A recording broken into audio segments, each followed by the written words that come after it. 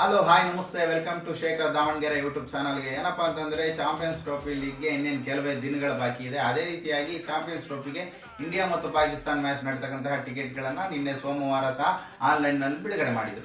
ಬಿಡುಗಡೆ ಆದ ಕೆಲವೇ ನಿಮಿಷಗಳಲ್ಲಿ ಎಲ್ಲ ಮಾದರಿಯ ಟಿಕೆಟ್ಗಳು ಸಹ ಕಂಪ್ಲೀಟ್ ಸೋಲ್ಡ್ ಔಟ್ ಆಯಿತು.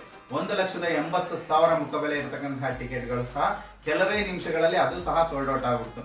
ಇಂಡಿಯಾ ಪಾಕಿಸ್ತಾನ ಮ್ಯಾಚ್ ಅಂದ್ರೆ ನಿಮ್ಗೇನು ಹೇಳೋದು ಬೇಕಾಗಿಲ್ಲ.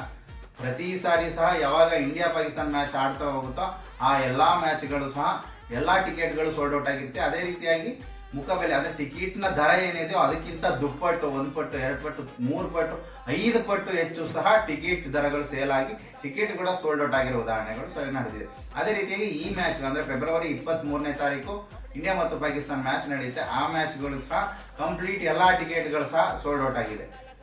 1,80,000 ಇರ್ತಕ್ಕಂತಹ ಮುಖಬೆಲೆ ಟಿಕೆಟ್ನ ಸರಿಸುಮಾರು 3 ಲಕ್ಷಕ್ಕೂ ಸಹ ಬ್ಲಾಕ್ ನಲ್ಲಿ ಟಿಕೆಟ್ಗಳನ್ನ ಸೋಲ್ಡ್ ಔಟ್ ಆಗಿದೆ. ಅಲ್ಲಿ ಸಹ ಕ್ರಿಕೆಟ್ ಪ್ರೇಮಿಗಳೇನಿದ್ದಾರೆ ಆ ಟಿಕೆಟ್ಗಳನ್ನ ಸಹ ಕೊಂಡ್ಕೊಂಡಿದ್ದಾರೆ. ಏನಂತಂದ್ರೆ ವಿಶೇಷತೆ ಈ ಸಾರಿ ದುಬೈನಲ್ಲಿ ಚಾಂಪಿಯನ್ಸ್ ಟ್ರೋಫಿ ಆಡೋ ಕಾರಣ ಭಾರತ ಮತ್ತು ಪಾಕಿಸ್ತಾನ ಟೀಮ್ ಅಲ್ಲಿ ಕೆಪಾಸಿಟಿ ಬಂದ್ಬಿಟ್ಟು ಬರೀ 25,000 ಜನ ಕೊಡ್ತಕ್ಕಂಥ ಸ್ಟೇಡಿಯಂನಲ್ಲಿ ಟಿಕೆಟ್ಗಳು ಬೇಗನೆ ಸೋಲ್ಡ್ ಔಟ್ ಆಗ್ಬಿಟ್ಟು. ಅದೇ ರೀತಿಯಾಗಿ ಹೆಚ್ಚು ಟಿಕೆಟ್ ಸೇಲ್ ಮಾಡಿ ಜನಗಳಂತೂ ಕೆಲವರು ದುಡ್ಡು ಮಾಡ್ತಾರೆ. ಕೆಲವರು ಕ್ರಿಕೆಟ್ ಪ್ರೇಮಿಗಳು ನಾನು ಎಷ್ಟೇ ದುಡ್ಡು ಖರ್ಚಾದ್ರೂ ಸಹ ಇಂಡಿಯಾ ಪಾಕಿಸ್ತಾನ ಮ್ಯಾಚ್ನ ತುಂಬಿಕೊಳ್ಳೇಬೇಕಂತಕ್ಕಂಥದ್ದನ್ನ ಮನಸ್ಸಲ್ಲಿ ಇಟ್ಕೊಂಡು ಎಷ್ಟು ದುಡ್ಡು ಆದ್ರೂ ಸಹ ಕೊಟ್ಬಿಟ್ಟು ಸ್ಟೇಡಿಯಂಗೆ ಹೋಗಿ ಮ್ಯಾಚ್ ನೋಡ್ತಾ ಇದ್ದಾರೆ.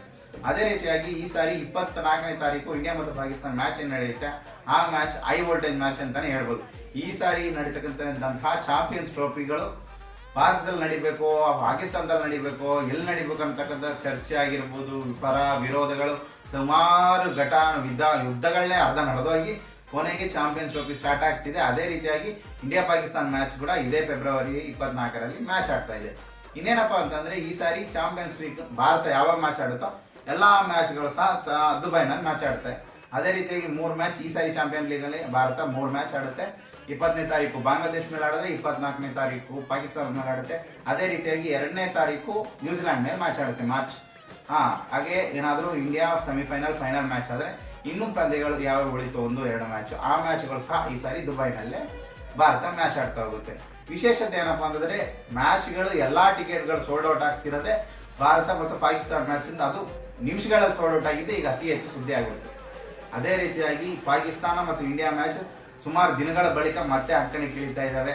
ಯಾವ ತರ ಪೈಪೋಟಿ ಇರುತ್ತೆ ಅಂತಕ್ಕಂಥ ಪ್ರತಿಯೊಬ್ಬ ಪ್ರೇಕ್ಷಕರು ಸಹ ಕ್ರಿಕೆಟ್ ಪ್ರೇಮಿಗಳು ಕಾಯ್ತಾ ಕೂತಿದ್ದಾರೆ. 24ನೇ ತಾರೀಕು ಮನೆ ಮುಂದೆ ಎಷ್ಟೇ ಕಷ್ಟ ಆದ್ರೂ ಮನೆ ಟಿವಿ ಹಾಕೊಂಡು ಕುತ್ಕೊಂಡ್ಬಿಟ್ರೆ ಅವತ್ತಿನ ಮ್ಯಾಚ್ ಇರೋ ದಿನ ಎಲ್ಲೂ ಸಹ ಯಾವ ಒಬ್ಬ ವ್ಯಕ್ತಿಯೂ ಸಹ ಹೋಗದೆ ಇಡೀ ಮ್ಯಾಚ್ ಕಂಪ್ಲೀಟ್ ನೋಡಕ್ ಕಾಯ್ತಾ ಇದ್ದಾರೆ ಅಂತಾನೆ ಹೇಳ್ಬೋದು.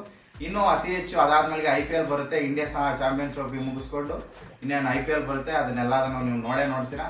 ನೆಕ್ಸ್ಟ್ ಯಾವ ಟೀಮ್ಗಳು IPL ಬಗ್ಗೆ ಏನು ಅಪ್ಡೇಟ್ ಆಗಿರ್ಬೋದು ಪ್ರತಿಯೊಂದನ್ನು ನಾನು ಮುಂದೆ ಇರ್ತೀನಿ. ಅಲ್ಲಿ ತನಕ ನೋಡ್ತಾ ಇರಿ ಶೇಖರ್ ದಾವಣಗೆರೆ ಯೂಟ್ಯೂಬ್ ಚಾನಲ್. ಬಾಯ್.